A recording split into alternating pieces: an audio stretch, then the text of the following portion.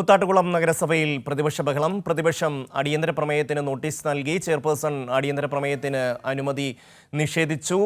ഇതേ തുടർന്ന് പ്രതിപക്ഷത്തിന്റെ ബഹളം. ചെയർപേഴ്സണെതിരെ അശ്ലീല പരാമർശം കോൺഗ്രസ് നേതാവ് നടത്തി എന്ന ആരോപണം ഉയർന്നിരിക്കുന്നു. ജോസിൽ ചേരുന്നു.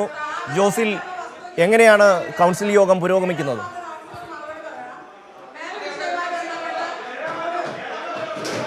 ഷമ്മി, ഈ കൂത്താട്ടുകുളം നഗരസഭയിൽ വീണ്ടും പ്രതിപക്ഷ ബഹളം ആരംഭിച്ചിരിക്കുകയാണ്.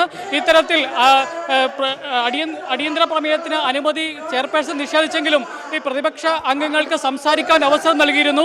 എന്നാൽ വളരെ അശ്ലീലകരമായ ഒരു പരാമർശമാണ് UDF പ്രതിനിധികളിൽ നിന്നുണ്ടായത്. ഇവിടെ എന്താണ് ഇതുമായി ബന്ധപ്പെട്ടത്? നമ്മുടെ കൗൺസിലർ ബോബൻ വർഗീസ് സ്ത്രീ സമൂഹത്തെ അധിക്ഷേപിക്കുന്ന തരത്തിലുള്ള വാക്കുകളും നിലവിൽ കോടതിയെ വിമർശിക്കുന്ന രീതിയിലുള്ള ഒരു സമീപനമാണ് ഉണ്ടായത്.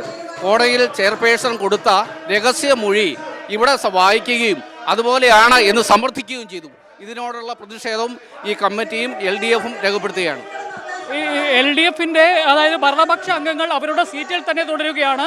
എന്നാൽ പ്രതിപക്ഷ അംഗങ്ങൾ ഇത്തരത്തിൽ ചെയർപേഴ്സന്റെ ചെയറിലേക്ക് എത്തി നഗരസഭാ നടപടികൾ തടസ്സപ്പെടുത്തിക്കൊണ്ടിരിക്കുകയാണ്. ഇപ്പോൾ നമുക്കൊപ്പം ഭരണപക്ഷ എന്താണ് ഇതുമായി ബന്ധപ്പെട്ട് പറയാനുള്ളത്? നമ്മുടെ സഹ കൗൺസിലറായ ബോബൻ വർഗീസ് പറഞ്ഞ വാക്കുകൾ വളരെ മോശമാണ്. ഞങ്ങളെ സ്ത്രീകളെ സംബന്ധിച്ച് ഞങ്ങളെ സ്ത്രീകളെ അധിക്ഷേപിക്കുന്ന തരത്തിലുള്ളതാണ്.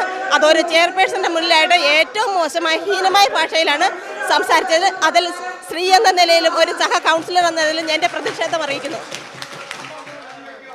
സ്ത്രീത്വത്തെ അപമാനിക്കുന്ന രീതിയിൽ വളരെ മോശമായിട്ടാണ് അഡ്വക്കേറ്റ് ബോബൻ വർഗീസ് പറഞ്ഞ വാക്കുകൾ വളരെ മോശമാണ്. അത്രമാത്രം ാണ് ഭരണപക്ഷ കൗൺസിലർമാർക്ക് പറയാനുള്ളത്. ഇത്തരത്തിൽ ഈ സ്ത്രീത്വത്തെ അപമാനിക്കുന്ന രീതിയിൽ വളരെ അശ്ലീലകരമായ പരാമർശമാണ് ഈ മജിസ്ട്രേറ്റിന് മുമ്പിൽ ചെയർപേഴ്സൺ നൽകിയ രഹസ്യമൊഴിയെ സംബന്ധിച്ച് അടിയന്തര പ്രമേയത്തിൽ ചർച്ചയുമായി ബന്ധപ്പെട്ട് പ്രതിപക്ഷ കൗൺസിലറായിട്ടുള്ള അഡ്വക്കേറ്റ് ബോബൻ വർഗീസ് നടത്തിയിട്ടുള്ളത്.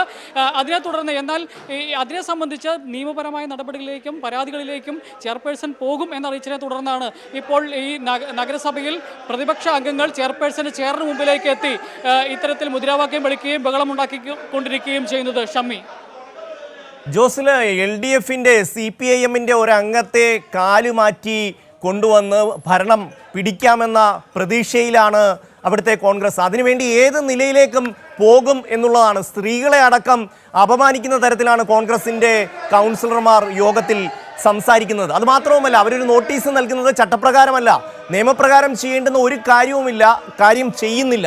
അതിൻ്റെ അടിസ്ഥാനത്തിൽ ആ പ്രമേയത്തിന്, അടിയന്തര പ്രമേയത്തിന് അനുമതി നിഷേധിക്കുകയാണ്.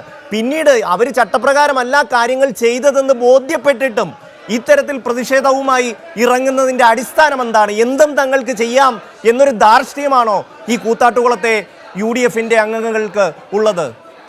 ജോസിൽ, ഷമ്മി, ഇതിനകത്ത് ഏറ്റവും രസകരമായ വസ്തുത എന്ന് പറയുന്നത് ഇത്തരത്തിൽ CPMൽ നിന്ന് രാജിവെക്കില്ല എന്ന് പറയുന്നുണ്ടെങ്കിലും കലാരാജു മറ്റുള്ള LDFിൻ്റെ കൗൺസിലർമാരെല്ലാം അവരുടെ സീറ്റിൽ തന്നെ, അല്ലെങ്കിൽ ആ ഒരു ബഹളത്തിനും പോകാൻ നിൽക്കുമ്പോൾ കലാരാജു UDFിനൊപ്പം തന്നെ, അവരോടൊപ്പം തന്നെ തോളോട് തോൾ ചേർന്ന് LDFിനെതിരെ നിൽക്കുകയാണ് എന്നുള്ളതാണ് മറ്റൊരു വസ്തുത. അതായത് ഇവിടെ LDFിന് 25 ഭരണസമിതിയിൽ 13 പേരുണ്ട്. അത് കലാരാജുവും ഉൾപ്പെടെയാണ്. അങ്ങനെ ഭൂരിപക്ഷത്തോടു കൂടിയാണ് കഴിഞ്ഞ ഈ 4.5 വർഷത്തോളം അടുത്ത് LDFിൻ്റെ ഭരണസമിതി ഇവിടെ ഭരിച്ചുകൊണ്ടിരുന്നത്. എന്നാൽ ഈ 8 മാസങ്ങൾ മാത്രം ഈ ഭരണസമിതിയുടെ കാലഘട്ടം ബാക്കിയുള്ളപ്പോഴാണ് UDF അടിയന്തര പ്രമേയത്തിന് നോട്ടീസ് നൽകിയത്. ആ നോട്ടീസിൽ CPMന് തീരുമാനം, ഇതിൽ നിയമവിരുദ്ധ മാർഗങ്ങളിലൂടെ കൂത്താട്ടുകുളത്ത് ഭരണം പിടിക്കാം എന്നുള്ള ഒരു പ്രതീക്ഷയും അതിൻ്റെ ഒരു ധാർഷ്ട്യവുമാണ് കൂത്താട്ടുകുളം നഗരസഭയിൽ ഇപ്പോൾ കാണാൻ കഴിയുന്നത്.